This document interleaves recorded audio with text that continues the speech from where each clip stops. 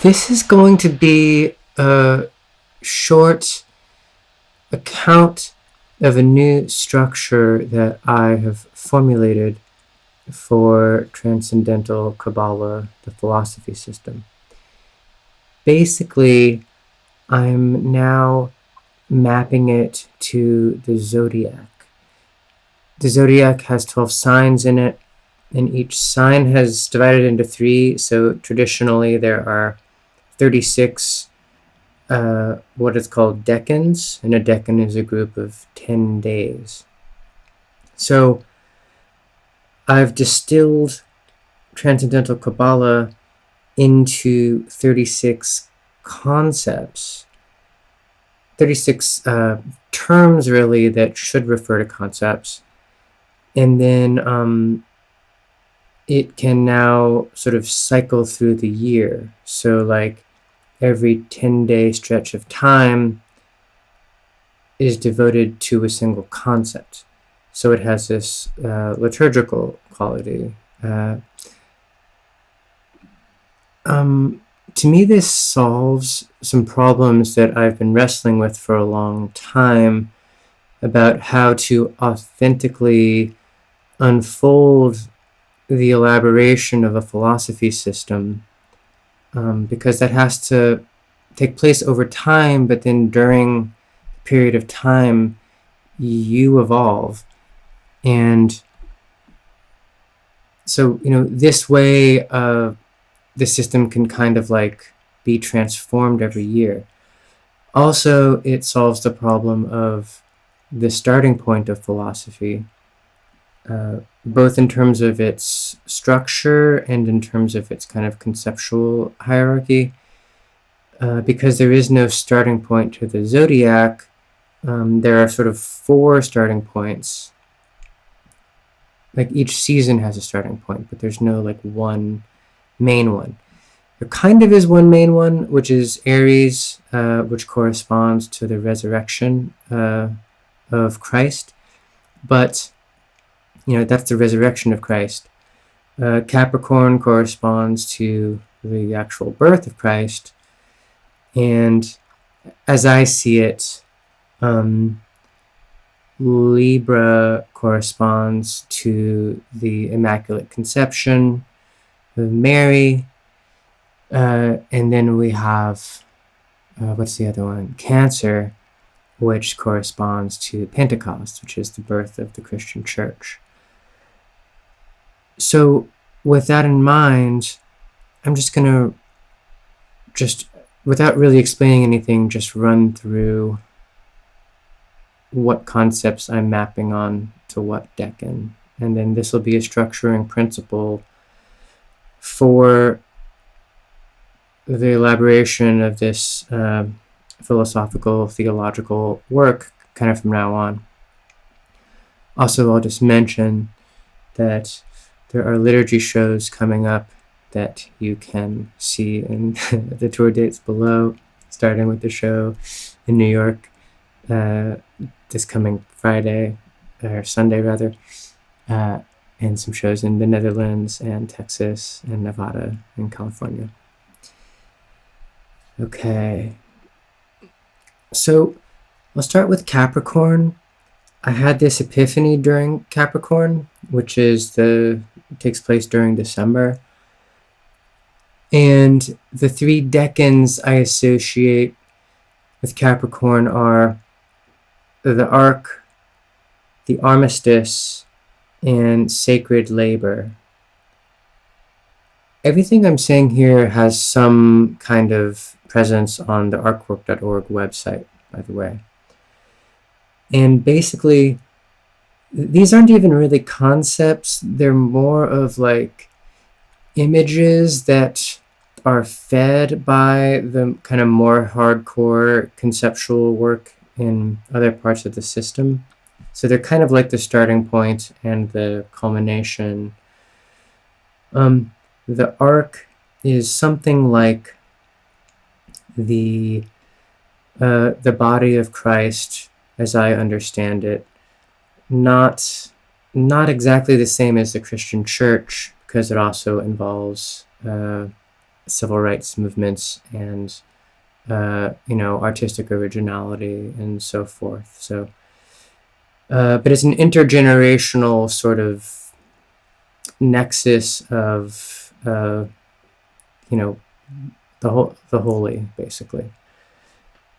The armistice contains topics devoted to critique of contemporary ideology, which involves situating the sort of contemporary episteme in a world history, which is somewhat similar to a kind of like Marxist critique of capitalism and situating it in a materialist history of modes of production, but it's different because it's religious.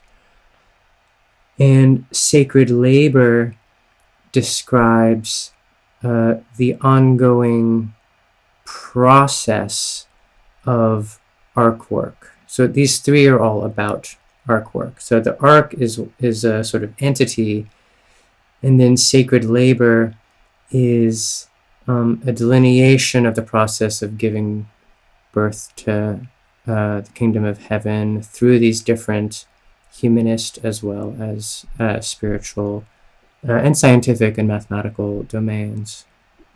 Next we get to Aquarius, which is my sun sign, and this collection of topics is kind of personal to me, though it also involves philosophical method.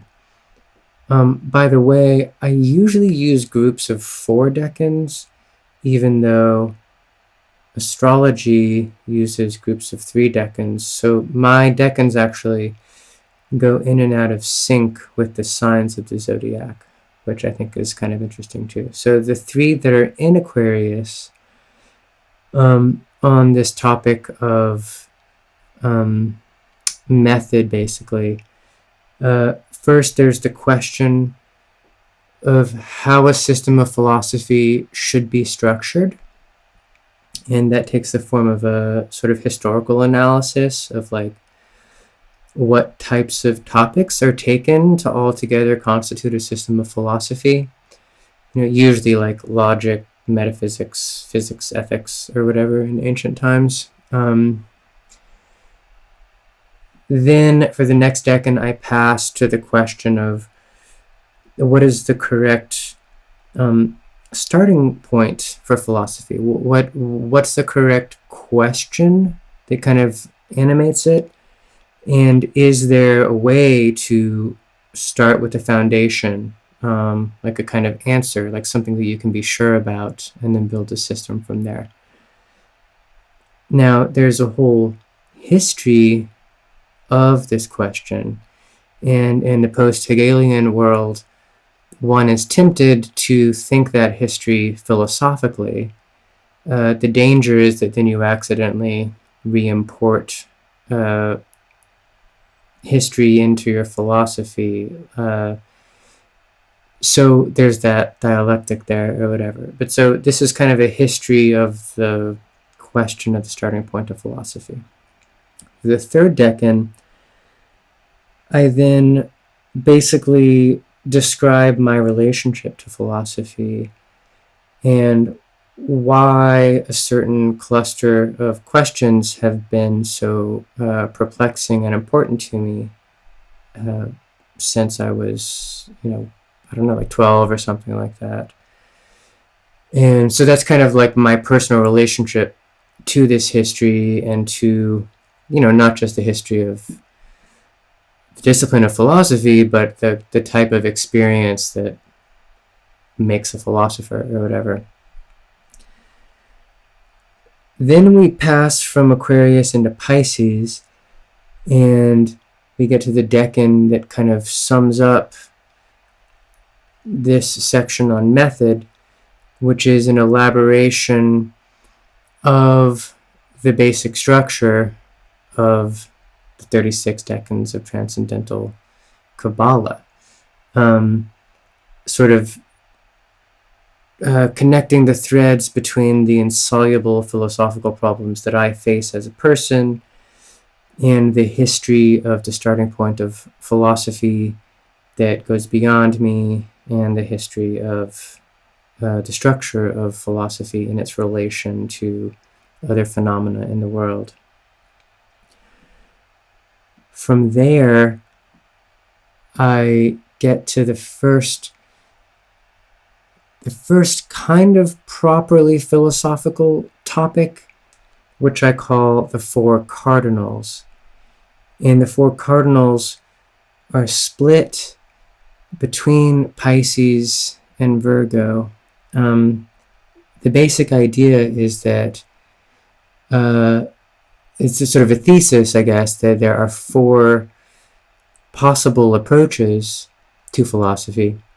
Basically, a religious approach, a rationalist approach, a materialist approach, and a messianic approach, which is different from a religious approach because it's not dogmatic. And, you know, the key for me is that it's wrong to choose one. Like, you're basically lying or you're a victim to ideology if you choose one. True philosophical insight holds all four of these approaches in mind. They're there, and then from there you actually generate your philosophical structure, and you, with every topic, you use each of these four approaches, and your conception that you generate comes from these four directions. So here I sort of elaborate what exactly those directions are, which I'm obviously not doing here. So that gets us through Pisces, and then also into the first two decans of Aries. With Aries, we're also arriving at the traditional first day of the year, as well as Easter, which involves the resurrection of Christ. So the last decan of Aries is, well, I'll put it like this. The next four decans, which go from the end of Aries through all of Taurus, they contain theology. So the last decan of Aries is concerned with my concept of Heil, which is the name of nothingness, non-being, and something, a sort of dimension of God that is either outside of God, beyond God, or which is perhaps an illusion that true theology actually dispels. Like, this is a sort of heretical thing. It's evil, and the question is there. It's sort of that which religion is responding to, that which theology is responding to. That's Heil. And then Taurus, which I haven't really been going through how this relates to my house system also, but for me, Taurus is the 9th house, which is the house of spirituality, God, and philosophy, basically. And this is where I unpack my conception of the Holy Trinity. So each decan is devoted to a person of the Trinity, which are called Hak, Olalan, and Light. Then we get to Gemini, which is my midheaven, and this is really the heart of the philosophy system. And the three decans in Gemini are axiology, metaphysics, cosmogony, and then the fourth decan of philosophy proper, which is the first decan of Cancer, is eschatology. And so yeah, in a lot of ways, everything before this is leading up to my philosophy system, kind of preparing the way. And then everything after this is actually an account that has a more creative and practice-oriented quality. I'll be talking about drama and music, and building heaven and so forth. But here's where the philosophy is. And so axiology is the question of the nature of value, of good and evil, of the soul and its capacity to be free or unfree. And as I've said, this topic needs to be approached from those four directions of ascesis, catharsis, fervor, and majesty. Then we turn to metaphysics and approach it with the same four lenses. Metaphysics being the question of sort of the fundamental structure of reality. I outline this in terms of the four alimonies: Ololon, Ananon, Eleusin, and Sem. Ololon is both an alimony in metaphysics and a person of the Godhead back in theology, which I'll explain why that is someday. And then cosmogony is a theory of history, a transcendental theory of history that is a separate topic from metaphysics or axiology, and has things in common with Hegel, Marx, and Nietzsche's theories of history, but approaches that question in a more integralist way that's pretty different. So then we get to Cancer, where we arrive at eschatology, and then we also arrive at the question of philosophy of drama. So basically, the topic of eschatology within Transcendental Qabala includes the requirement that, having gone through axiology, metaphysics, and cosmogony, you're able to arrive at a rationalist vision of what the kingdom of heaven could look like. That's one thing. I call that Heiligen. And then another thing is a vision of how the materials present in the current episteme, the current armistice, as I call it, could be coordinated to sort of experiment with achieving heaven. I call that perichoresis. So those two topics actually get their own clusters of decans later on. So that's the culmination of those four topics in Transcendental Qabala. Then we move on to drama and then music. And so, essentially, the rest of Cancer and then into Leo, and these are the signs of the moon and the sun, are devoted to an analysis of the history of drama. So first, there's a sort of religious conception of kind of drama as like a passion play, ritual. And then there is the sort of classical notion of drama that's actually continuous almost with like early capitalism, or like, the late medieval Renaissance era. And then as soon as we pass into Leo, we get a conception of contemporary drama, which has a more experimental materialist approach. It's more about meaning effects than about representation, which includes, like punk and Fluxus and like social media performance art or whatever. And then finally, Majesty. This is always kind of my synthesis. Like there's in this case especially, it's like the fourth topic is like a theory of drama that builds on everything that has come which is also then what I seek to execute in my work. Then we pass to music. So this is kind of an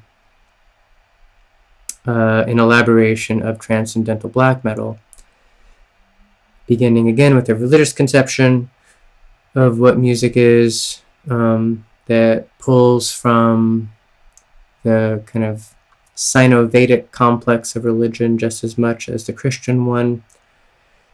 And then there's a decan for the burst beat, and there's a decan for general tremolo, which I associate with reason and matter, respectively. And then the kind of final conception is then how music relates to the kingdom of heaven as a kind of structuring principle for the social field as such. So with the theory of music, that gets us to the end of Virgo, which is my ascendant. And I don't think I mentioned actually that starting with Gemini, we're in summer, which I associate with Pentecost. So Pentecost is like, that's the, Pentecost was the day, like June, early June. I forget if it's the same day every year, but when the Holy Spirit descended to the earth after both Jesus and Mary had ascended. No, Mary hadn't ascended yet. This ends with Mary's ascension. So Pentecost is the birth of Christianity and the birth of what I call arc work as well, which is kind of detached. It's connected to Christianity, but detached via William Blake and so forth. And then that ends with Mary's assumption into heaven. And then there's the final season, which is fall. And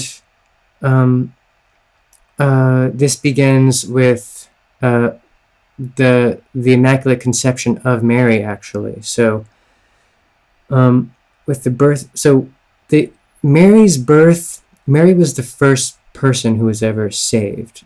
She was born without original sin in early September. So after Virgo, we then get to Libra, and Mary is also associated with the Shekinah, which is this kind of like feminine cosmic principle that is heaven. And so the three decans of Libra and then the first decan of Scorpio are sovereignty, hierarchy, emancipation, and individuation, which are, according to this system that's we've been elaborating, are the correct structuring principles for the kind of civil society of heaven.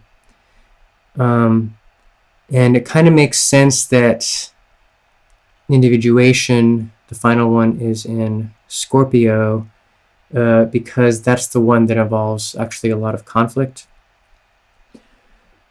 I won't elaborate too much. I'll just kind of keep going and finish up since this video is already a little longer than I wanted it to be.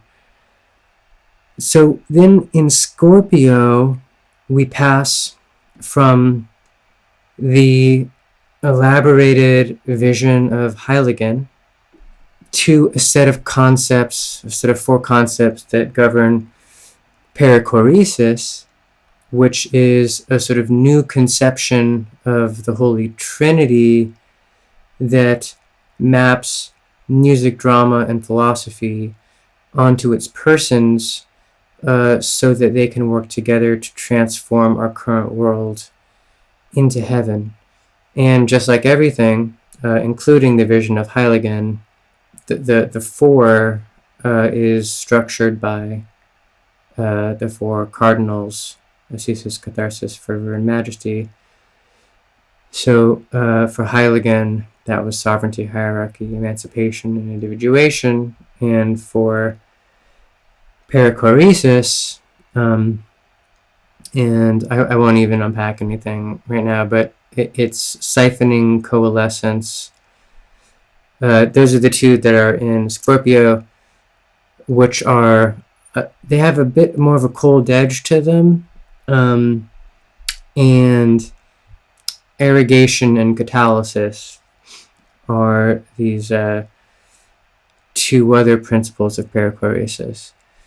And then those two are in Sagittarius, which is the sign of Jupiter. So it's kind of, it's a great place to end, although there's no real beginning or ending, but it's a very kind of very powerful sign, but kind of a scary one too. And the last decan is its own topic, which is the 10 antinomies of apocalyptic humanism. And my most recent video unpacked what those are for this year. And then after that, so, we have Mary's birth in the beginning of the fall season, and then we return to winter, and then we start with Capricorn again. And we kind of just go from there. So today is April 6th. I'll probably put this video up later, if not tomorrow or something. And the next decan, which begins on the 10th, which is also Palm Sunday, which is also, there's a liturgy show in New York that day, which is cute, not scheduled by me. We'll begin with actually being inside of this system and assuming that I actually make more videos, which I always intend to do more than I actually do. I'll be starting with the topic of nothingness, of Heil, and kind of, I'm not sure exactly what I'll do, giving some reflections on that. And then the following week, or the following decan, during which Easter will be ongoing, we'll begin with theology, and then just go from there. So, yeah, much love.